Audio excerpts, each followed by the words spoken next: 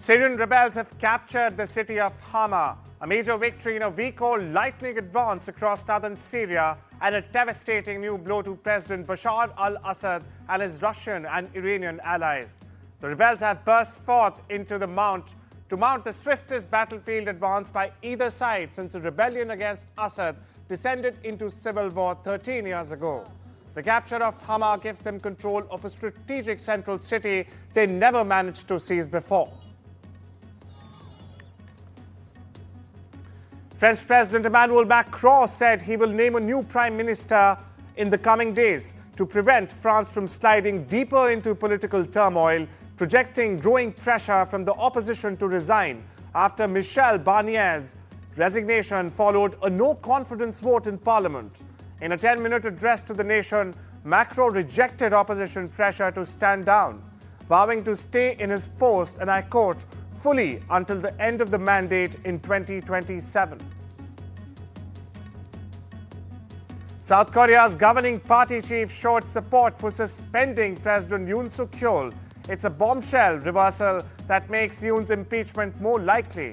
Meanwhile, South Korean police are investigating President Yoon for alleged insurrection over his short-lived declaration of martial law. Military officials have been questioned by MPs. Yoon has not publicly spoken since an emergency vote in Parliament early on December 4th forced him to reverse his decision and is under pressure to resign. 계엄령 선포 당일에 윤석열 대통령이 주요 정치인들 등을 반국가 세력이라는 이유로 고교 후배인 여인형 방첩사령관에게 체포하도록 지시했던 사실, 대통령이 정치인들 체포를 위해서 정보기관을 동원했던 사실을 신뢰할 만한 근거를 통해서 확인했습니다. According to reports, Ukrainian President Zelensky's delegation met with senior representatives of US President-elect Donald Trump. The delegation met in Washington with Trump's choice for White House National Security Advisor Mike Waltz and his Ukraine envoy Keith Kellogg. The meeting is seen as an aim for Ukraine to build contacts with the incoming administration of Trump, who has promised to end the war with Russia in Ukraine upon taking office. Donald Trump has selected former Georgia Senator David Perdue to serve as his ambassador to China. Now, Perdue has significant business experience in Asia, including China, something he ran on during his Senate election in 2014. As the former CEO of Dollar General and a top executive at Reebok, Perdue was responsible for significant corporate restructuring and global expansion and has lived in both Singapore and Hong Kong. More than 300 protesters have been arrested since mass protests erupted in Georgia 6 nights ago, and an increasing number of accounts have emerged alleging violent attacks by police. Demonstrations have continued every night since last Thursday after ruling party, the Georgian Dream, said it was halting the country's bid to start talks on joining the European Union. Georgian Prime Minister has accused opposition politicians of orchestrating the violence, blaming them for the injuries. The investigation into the shooting death of United Healthcare CEO Brian Thompson appeared to gain steam as the New York Police Department released photos of a man wanted for questioning in connection with the killing. The words "deny, defend, and depose" were written on shell casings recovered from the scene of the murder of Brian Thompson. Police are still searching for the gunman who opened fire on Thompson Wednesday morning outside a New York City hotel. A Boeing plea deal intended to resolve a case related to 2 fatal crashes of its planes has been rejected by a U.S. judge. The plane maker agreed with the U.S. government in July to plead guilty to 1 count of criminal fraud, face independent monitoring, and pay a $243 million fine. However, Judge Reed O'Connor struck down the agreement on Thursday, saying it undermined the court and that diversity requirements for hiring the monitor were quote-unquote contradictory. A gunman who shot and critically wounded 2 kindergartners at a tiny religious school in Northern California before killing himself suffered from mental illness. Sheriff confirmed that the gunman used a ruse of pretending to enroll a grandson to gain entry to the school. We have identified the individual responsible for the shooting as a subject named Glenn Litton. He is 56 years old. He has a lengthy criminal history and history of mental health issues. His first prison sentence was in 1991 for theft. Several other convictions for various crimes to include theft, fraud, forgery in the 90s and early 2000s. Mexico's president has said she will ask U.S. President-elect Donald Trump to deport non-Mexican migrants directly to their home countries rather than leaving them at the Mexican border. President Claudia Sheinbaum said she hopes to reach an agreement with Trump so that they send people who come from other countries to the countries of origin. Y esperamos tener un acuerdo con la administración Trump en caso de que haya estas deportaciones, pues para que ellos también envíen a sus países de origen a las personas que vienen de otros países. Iranian President Masoud Pezeshkian met with Chinese Vice Premier Chang Gong in Tehran. Chang said Iran is a country with important regional and international influence and an important comprehensive strategic partner of China. Now, Pezeshkian said Iran attaches great importance to developing Iran-China relations, which are of great strategic importance as well. Arsonists extensively damaged a Melbourne synagogue on the 6th of December in what Australian police say was an anti-Semitic attack. Prime Minister Anthony Albanese blamed anti-Semitism in a separate statement. Victoria Police Detective Inspector Chris Murray said a witness who had come to Adass Israel synagogue to pray saw 2 masked people spreading an unknown accelerant inside the building. About 60 firefighters with 17 fire trucks responded to the blaze, which caused extensive damage. Listen in. First and foremost priority is to identify those individuals that are responsible for this. We believe it was deliberate. We believe it has been targeted. What we don't know is why, and we'll get to the why. I'm here in the capacity as the officer in charge of the Arson Explosives Squad to give that reassurance to the community that we will do everything we can to bring these individuals before the courts, and to let the community know that we're going to do our best to make sure that they can return, as they should, to their local synagogues and do what is absolutely Australian, that is, to be able to worship without fear. Hundreds of protesters took to the streets demanding an end to police violence against black and poor people.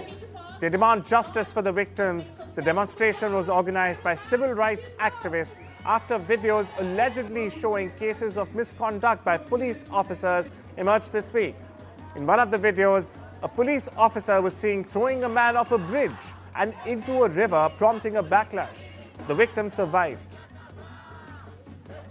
Esse ato é em solidariedade aos familiares que perderam entes, das suas famílias assassinados pelo Estado, mas também nós exigimos pela punição dos assassinos, por justiça por esses familiares e para que a gente não seja mais alvo.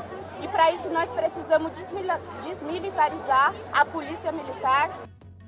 Nos últimos 2 anos, sob o governo Tarcísio, foi de 78% de mortes cometidas por policiais. Então isso não é um acidente, isso é uma política de Estado para pressionar, para piorar a situação de repressão do genocídio que a gente já conhece. Então a gente está vendo muitos assassinatos de pessoas das periferias, de gente preta, por parte do Estado. Ghana's presidential elections have largely been dominated by the country's economic crisis. The 2 main political parties vying for Ghana's presidency held their final rallies in Accra on the 5th of December.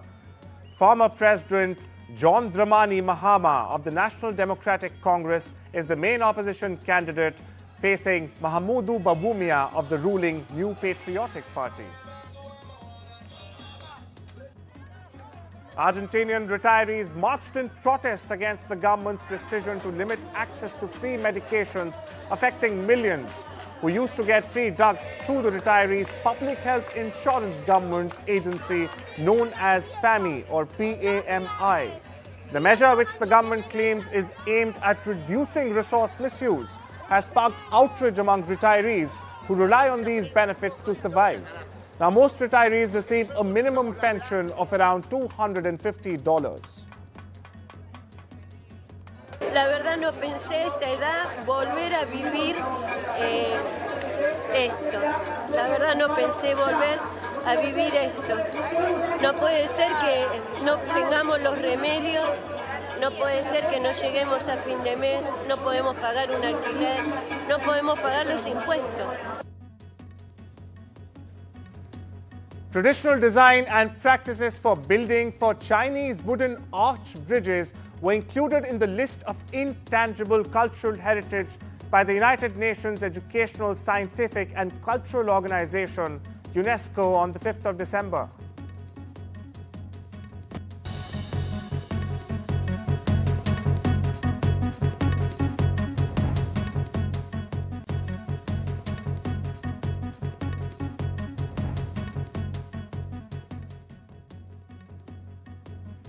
According to a regulatory filing, Elon Musk's XAI has raised $6 billion in new capital, wrapping up a funding round that has been in the works for months and was set to value the artificial intelligence startup at more than $40 billion. Britain has approved Vodafone's $19 billion merger with Hutchison's 3 UK to create the country's biggest mobile operator after their investment promises outweighed concerns about higher customer bills. The Competition and Markets Authority, or the CMA, said the combined group's network investment plan would drive competition in the long term, dropping its objection that a move from 4 to 3 networks could push up prices. Citigroup has announced the promotion of 344 executives in 29 countries to managing directors, also known as MDs. A memo sent to all employees by the Executive Management Committee said this year had gone one of the largest MD cohorts in the firm's history. This year's promotions are taking place after the sweeping reorganization of Citi's businesses that began last year to simplify the bank and eliminate management layers. The Organization of Petroleum Exporting Countries and its allies, a group known as OPEC Plus, agreed to keep oil production at the current levels for the first quarter of 2025. 8 OPEC Plus countries, Saudi Arabia, Russia, Iraq, the UAE, Kuwait, Kazakhstan, Algeria, and Oman, said they would extend voluntary output cuts of 2.2 million barrels per day, originally announced in November 2023, to the end of March 2025. Now, OPEC Plus delayed the revival of its oil production by 3 months, the third time it's deferred the move while crude oil prices struggle amid a looming surplus. The number of Americans filing for first-time unemployment benefits rose by more than anticipated last week, pointing to a cooling labor market. Initial jobless claims in the U.S. climbed to 224,000 in the week ended on the 30th of November, a small increase from the revised total of 215,000 in the previous week. Economists had forecast a consensus figure of 215,000. The number of people receiving benefits after an initial week of aid, known as continuing claims, fell 25,000 to a seasonally adjusted 1.871 million. Tech giant Google has said its new AI model family has a curious feature: the ability to identify emotions. Announced on Thursday, the Polygemma 2 family of models can analyze images, enabling artificial intelligence to generate captions and answer questions about people it sees in photos. According to reports, Google has said that the Polygemma 2 generates details contextually relevant captions for images. It goes beyond simple object identification to describe actions, emotions, and the overall narrative of the scene.